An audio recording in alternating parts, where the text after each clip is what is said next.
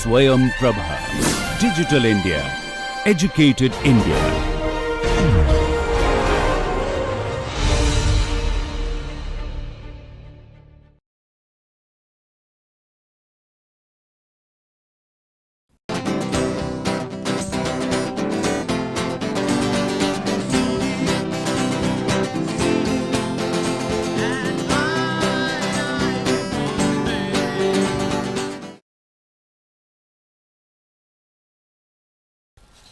This is the concluding lecture of the first module of this course. The lecture is divided into two parts. The first part, it deals with the convergence and divergence theme, primarily to create common ground for creativity. The second part reworks exercises for writing performance. So, let me start with the title of this lecture, which is Being, Doing, Writing as Performance. What do I mean by these? I am again not introducing completely new terms, but I am refining some of the ideas that we have already discussed in different ways. So, this may give you another kind of perspective on the same thought process. While I was actually working out this title, it just immediately came to my mind when I came to the concluding lecture, and I realized with certain amount of pleasure and surprise that an essay that Richard Schechner had written in Performance Studies and Introduction, and this chapter title is chapter 2 is titled What is Performance? This had resurfaced in my consciousness, and therefore, it is highly influenced this way of describing our perception. It is highly influenced by this essay and this approach, but it is certainly also modified because we have applied it to the writing process, whereas Professor Richard Schechner has tried to enlarge the scope of human theater and its patterns of behavior and how to theorize about variety of instrumental and symbolic activities. So, therefore, let me now come to the terms of reference. Being is existence, doing is activity, and performance is to do something up to a standard. Now, what does that mean and how do we handle these ideas, and what do I want to do with these ideas?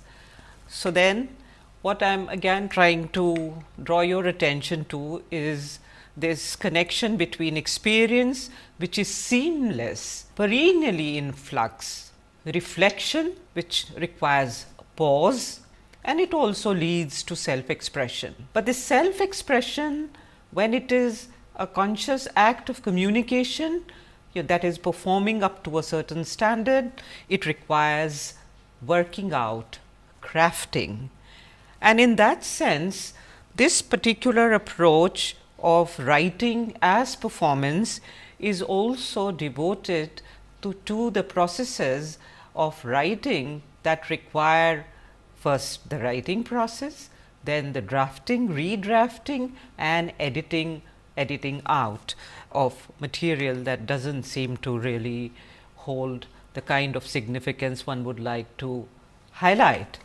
So, from that point of view, what we have done is again to bring all the elements of the earlier lectures into some kind of focus for you, and therefore, while talking about these ideas, let me go over some of these important connections, and I will spend more time with one or two new ideas that I have introduced here.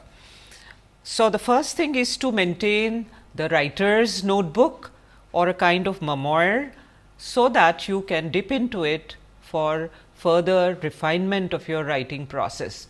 This inevitably may be a kind of act of random writing. It may also be an act that captures your epiphanic moments. So, it depends on you as to how you describe it, but this is one step which was seen as a preliminary step for the writing process. The second idea was related to the honesty of the amateur or the apprentice. And this idea again is not an idea that does not demand certain amount of focus and activity from you. On the other hand, what it does is to require, on the one hand, a sense of wonder that really makes you write, makes you see the world from your own perspective and relish that perspective. But at the same time, there is this perpetual sense of learning that is involved in this process, and therefore, this is the second major step which often is ignored by apprentices or new writers. Although, if you look at the suggestions that many of the professional writers have given across the board, it is constantly to suggest the need for reading and to share their own process of reading as a very significant aspect of their growth and also their search for their own distinctive voices. We will take this up in the second module when we talk about writers and their own perspectives and reading as writers by looking at this process in a slower, more elaborate manner. The other idea is related to revisions and additions. That is, it is not just enough to read cursorily and retain some semblance of what you want to retain from that reading, but I think this reading should be a careful process. So, you can learn from reading carefully and widely. The next step, very crucial step, is the ability to paraphrase or summarize the important aspects of the content you have gone through. And the third thing is this ability to fathom your own connection to themes, ideas, experiments in writing. So, there is this constant search which should animate this process, and I think one good way of handling this is to maintain a separate book of readings. So, separate it from your memoirs, although some of the writers we are going to discuss later on, especially Albert Camus, he did not quite separate the two, but I think I would sort of feel more comfortable if you separate the two, so that you can see the overlap between the two processes in some interesting ways. So, now the other aspect of writing process is related to the language that you are going to use, and of course, you are using English. As I said, you can also apply these ideas to writing in your own mother tongue. I think they are equally relevant, and if I were to give a course on Hindi writing, then I suppose some of the examples would vary, but none of the ideas and attitudes would vary at all. So, the first thing is grasp of standard English. The second is the need for active exploration of words and their connotations. I find many of the students are fairly weak in this area, because they just take words for granted. I think that should be reviewed. Vocabulary development should not be just seen as memory or memorizing words and new words, their meanings, etc., but you should also begin to see which of the words lead to perceptual growth. For example, the word liminal that I had added to your vocabulary last time, I feel that that is the kind of word which you can grow with. Many of these words require experience, they generate their own dynamics, and therefore, I think it is important to see which set of words can help you in your perceptual growth. There may be a sudden moment of recognition of a new insight that has developed through a new word, and that is a marvelous process. You should not deny yourself that process. The next important idea seems to be related to a sense of judgment, and really this is very, very important, because I see all kinds of very awkward overlaps between the domains that I have just listed for certain amount of judgment that you require about appropriate use of language in different situations and for different purposes. For example, if you are using English for formal letters or official communication, your English will be different from your the language you use for mobile SMSs. or for informal communication, and then again distinctly different in academic writing with its own rules and regulations and protocols, and of course creative writing. Of course, you can say that in creative writing you can use all of these ways of writing, which is true, but I think you need to have certain amount of judgment about this matter, and this is really not to tame your sensibility, but mainly to make you a more educated and sensitive person, because otherwise often there are all kinds of affronts that can affect your interaction and your writing also. One important idea now that I'd like to share with you is the significance of figures of speech. So far I have really not discussed this idea, and so we are building block by block, and so please add this block as a very vital one. Now, figures of speech, of course, when we undertake literary education, we often talk about that, this whole idea in terms of how figures of speech are often used and crafted for emphasis, freshness of expression, or clarity. And so we often give the examples of metaphors, paradoxes, similes, etc., in order to highlight this idea. But I want to add to that discussion in a slightly different way. And this departure from that is not a departure in terms of doing it in a radically different way, but by bringing in the theme of convergence and divergence, by looking at metaphor as an activity which actually permeates everyday language also.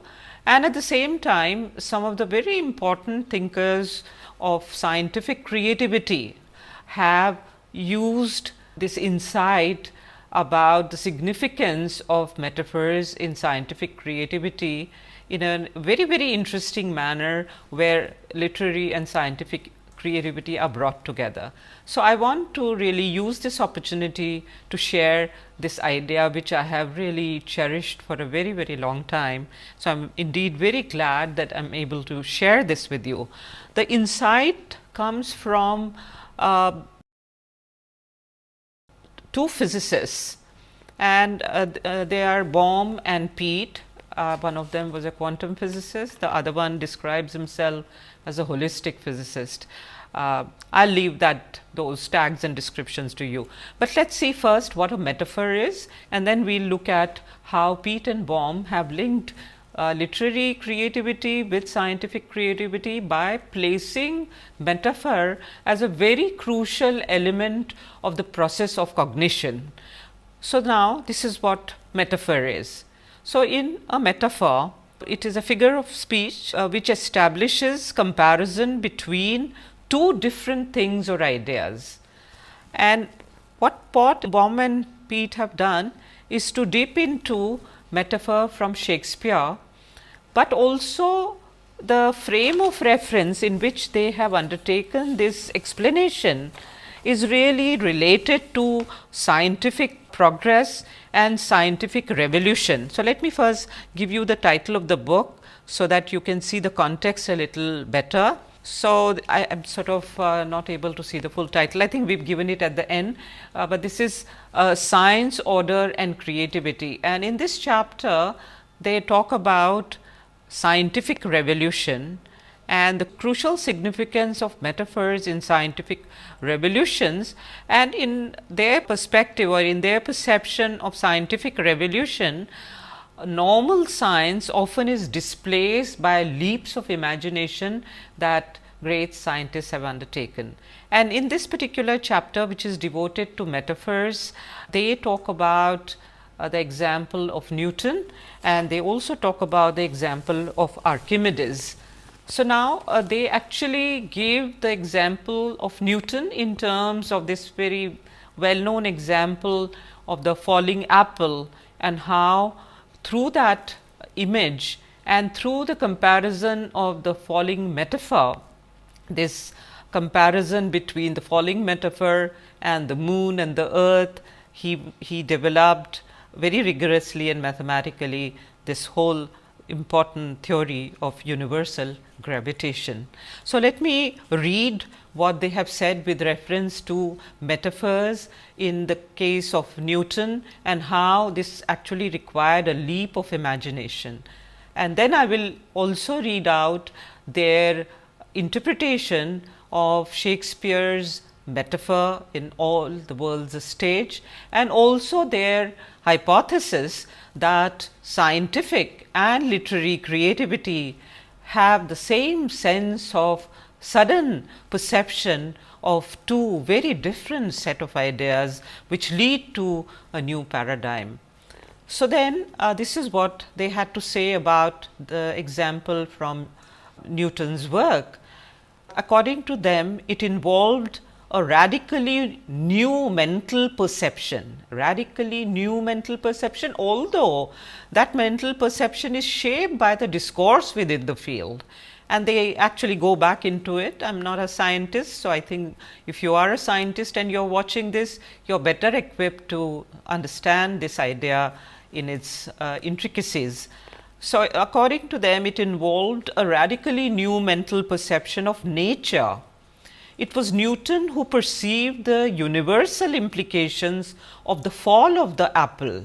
For example, Newton's initial insight into the nature of universal gravitation, it came from this metaphor that developed in his mind, which can be translated in this manner, and again I am paraphrasing from Bohm and Peet.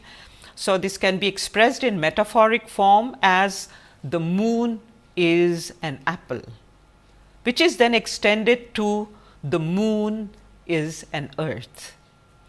So, these are different, the moon is different from the earth, from the apple, but similar in the sense that they attract each other and obey the same laws of motion.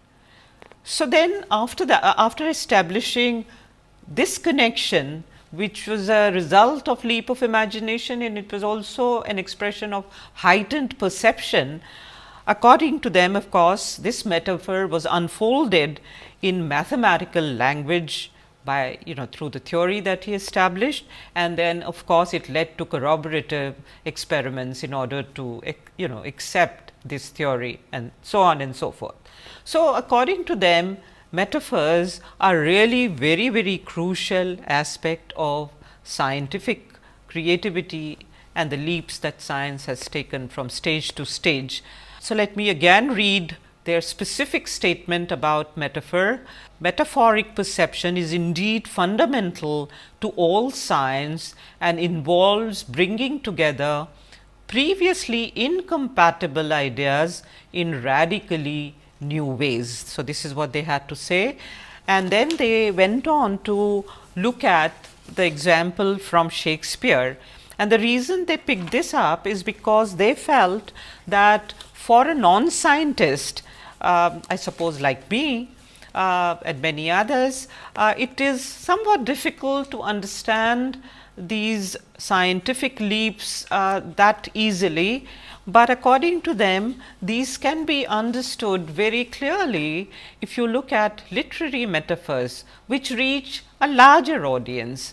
So, they picked up Jacques' monologue from Shakespeare's As You Like It, where I will just read the first few lines. All the world's a stage, and all the men and women merely players. They have their exits and their entrances, and one man in his time plays many parts.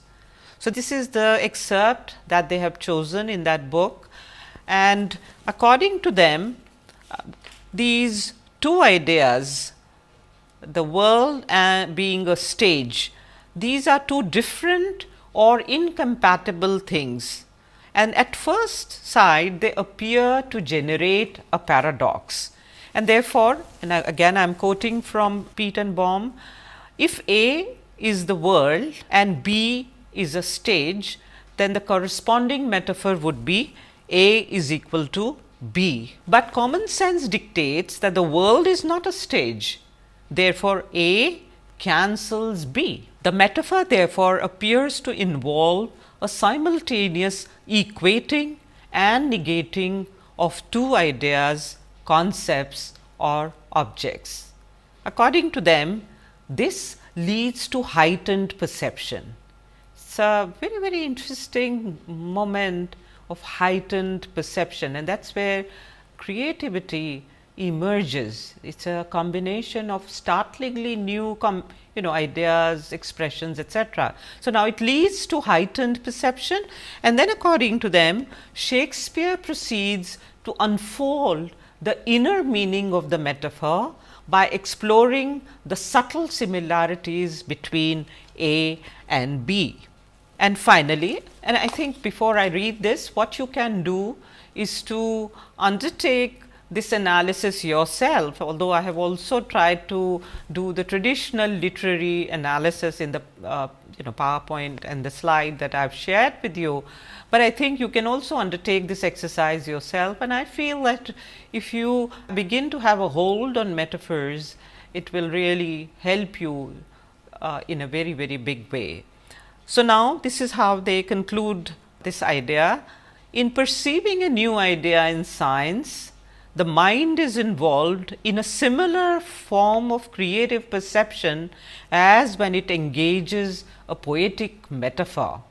However, in science, it is essential to unfold the meaning of the metaphor in even greater and more literal detail, while in poetry, the metaphor may remain relatively implicit. That is the beauty of poetry.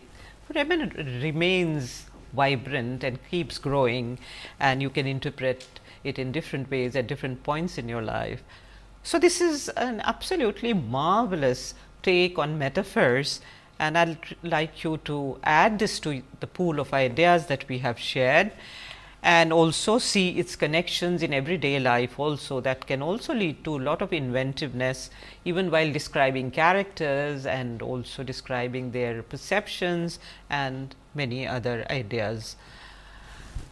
Let me add a slightly more complicated idea here. I actually debated whether I should add this idea or not, but I have a feeling that many of you may be ready to actually explore ideas at a fairly complex level also.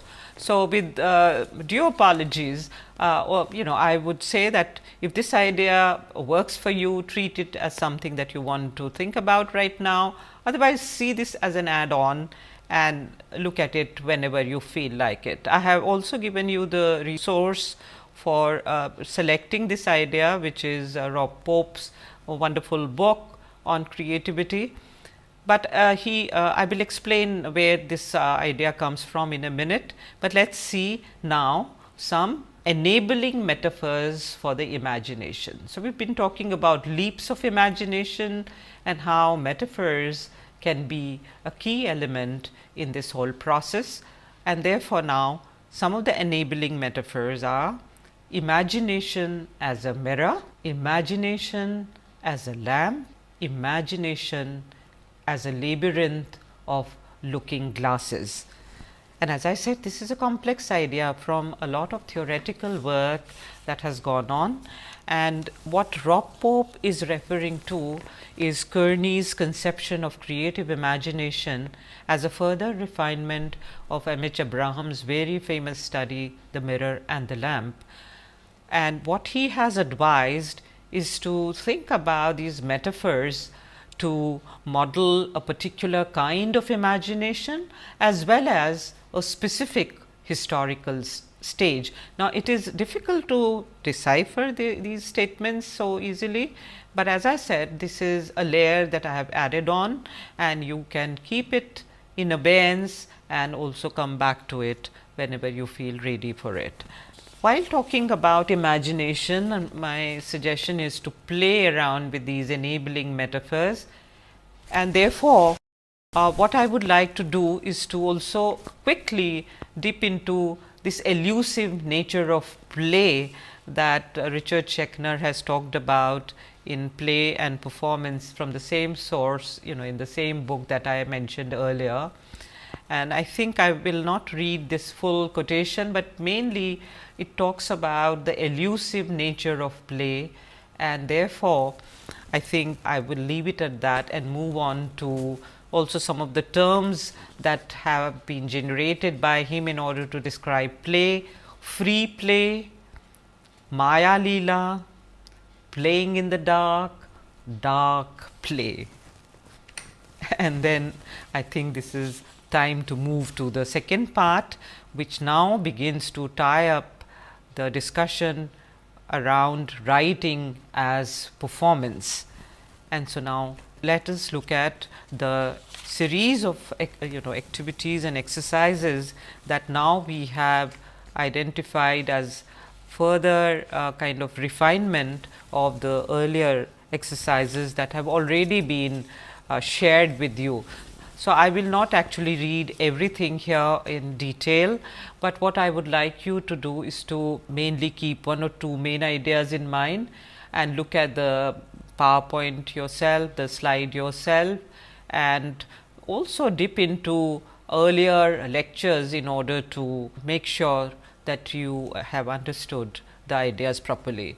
So, that is why my statement here is related to proper comprehension of previous lectures and ideas in order to conclude given writing exercises. That the first one is observation exercise, the second is memory exercise, the third is multilingual exercise. There are two multilingual exercises, because again remember we have talked about the vitality of multilinguality, because it is really that's where some kind of fresh energies can be generated. A lot of advertisers now use this strategy, but I think advertising has a very different kind of outlook, whereas the search for authenticity that a writer undertakes is a different kind of activity.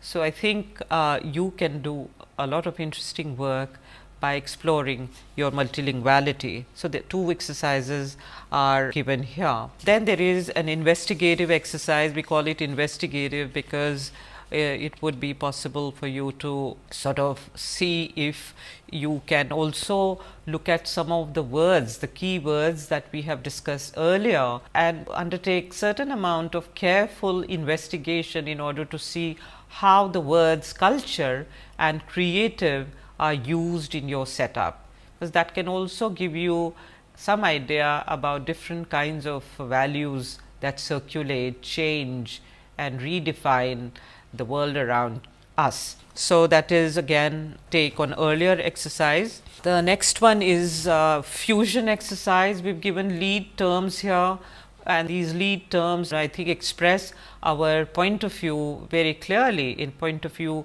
where we want certain amount of fusion. We do not want polarization in your thinking process, because I feel that that is an obstacle to the wonderful potential that you have. And so, in that sense these two exercises again are fusion exercises, and I think you can have a look at it and undertake them yourself.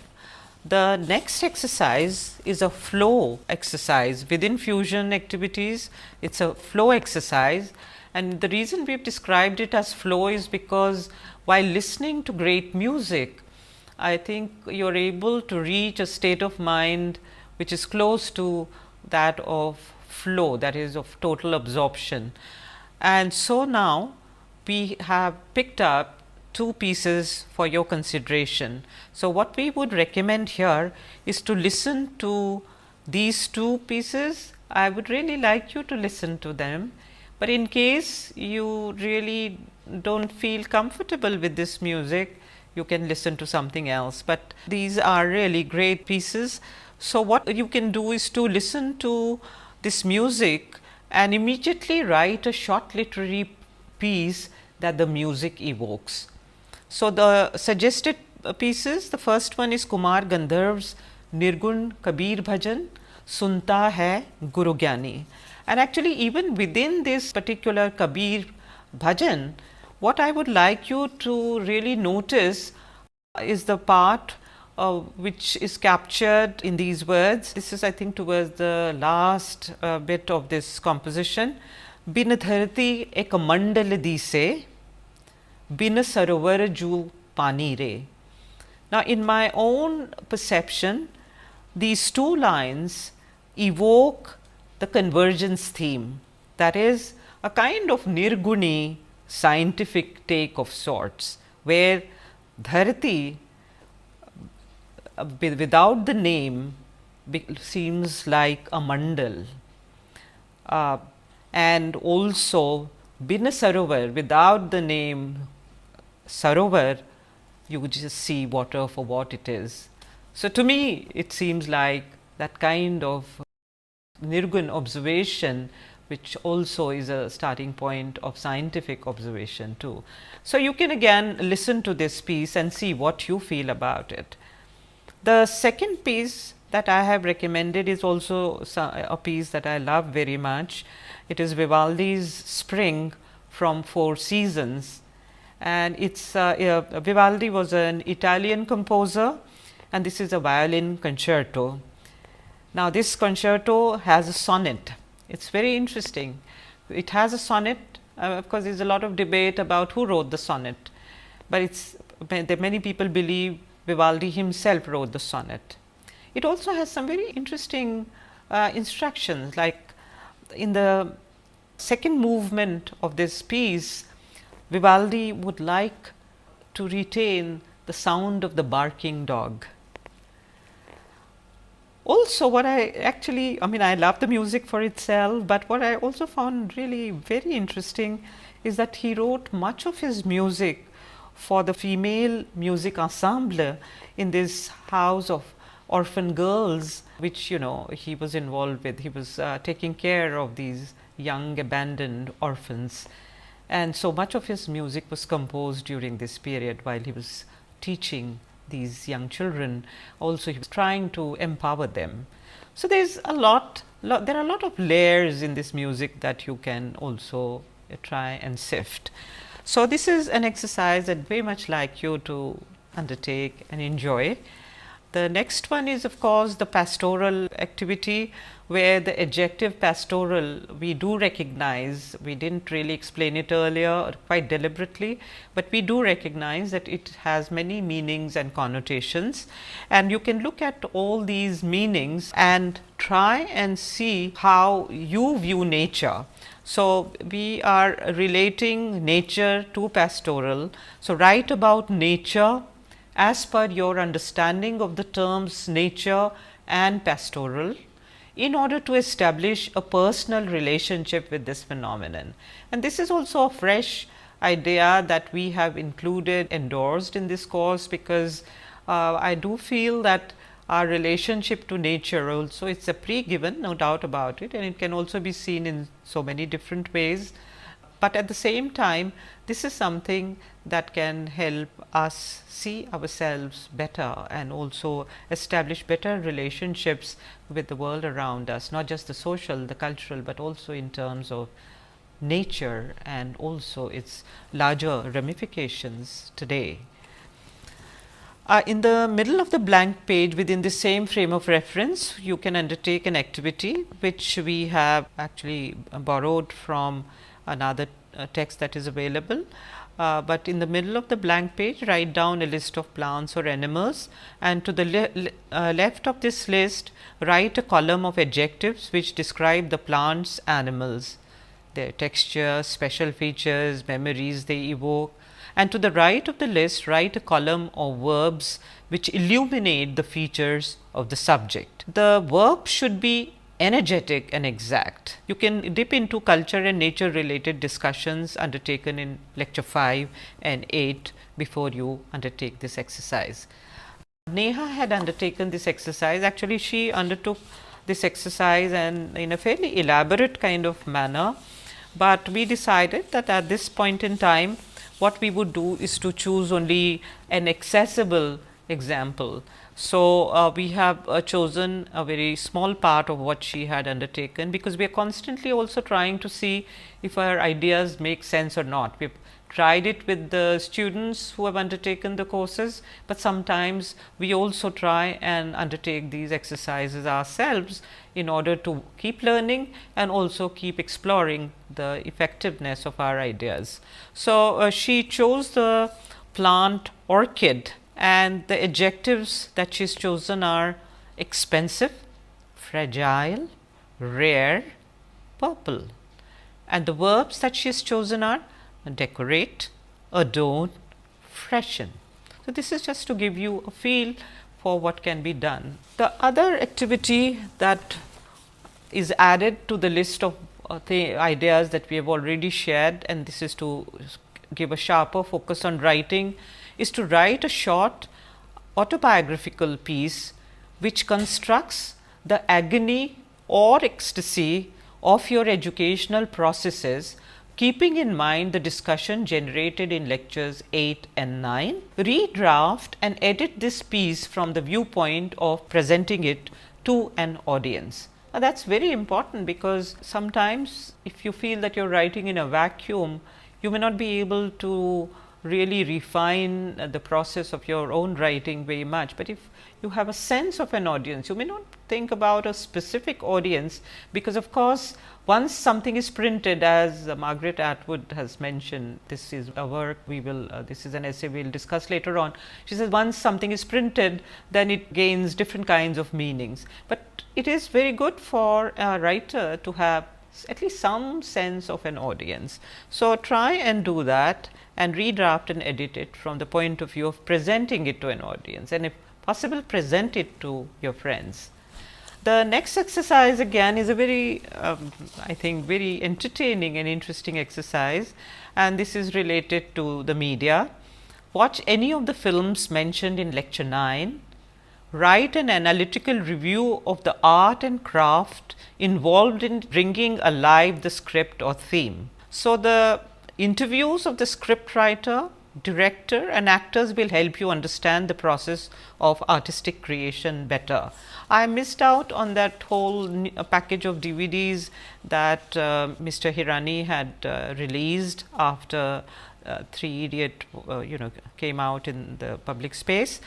But so I don't really know if what you think of that material, but certainly with the social network, the material that is available is exceedingly interesting, and I think we can really do a lot with that material by way of engaging with this whole process of teamwork in some of the forms that we are talking about. Because writing can be isolating, but let us say in filmmaking, it's a lot of teamwork is involved. So, even a young theme is not really seen only from the point of view of the young, it is also seen from the point of view of the older people, mercifully I would say. So, now the other media exercise I think relates to the young medium that has really changed everything around us. So, what I have done is to choose this statement, a very interesting statement made by Brenda Laurel regarding computers, and so you can examine this idea. It is taken from a book called A Companion to Digital Literary Studies that came out couple of years back, and so this is what the statement is. Every user's interaction with the computer is a unique performance, and moreover, it is one that, like theatre, typically involves an element of make believe. So, it is your young medium, see what you have to say about this. So, respond to it and create a piece or create a performance or create some teamwork by doing different things, By way of more ideas in this regard, I think I have already identified the essay, and in the reading list you can also see this once again. So, now the reading list that we have suggested here, actually we have suggested only 2 books really speaking. So, this earlier book that I talked about, if you want you can just have a look at it, because we have only used one statement, we have not really used the concept and the approach in a radical way, and that is why we just have retained this here. So, you can have a look at this digital literary studies, or just feed the word Brenda Laurel in Google search, and gain more access to material. So, then Baum and Pete, we definitely would like to explore further ourselves, and Schechner's performance studies also is a very interesting take on many of these ideas of performance, theatre, human behavior in different situations and its variety. So, anyway, two more books I think that we have identified are related to reading and writing from literature, especially Schwabert's chapter on metaphors, although we really haven't used this book much, but we, while offering our ideas to you, we have also been reviewing new fresh material, and this is a new way of teaching literature. It's very vibrant. So, we thought we would include this reference too. And the last one, Simon Ray and Susan Schreiberman, editors, Companion to Digital Literary Studies, and that's what we dipped into for performance and interaction idea.